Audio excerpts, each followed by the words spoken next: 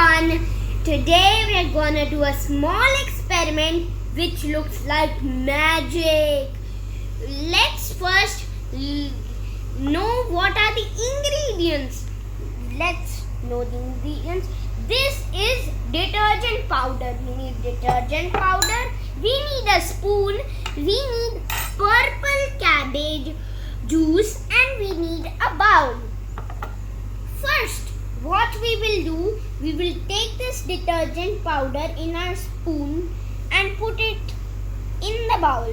Don't fill it up, just like, can you see here I put in the middle a bit.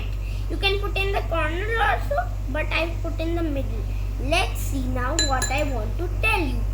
What I want to tell you is, let's take this purple cabbage juice in our spoon and see.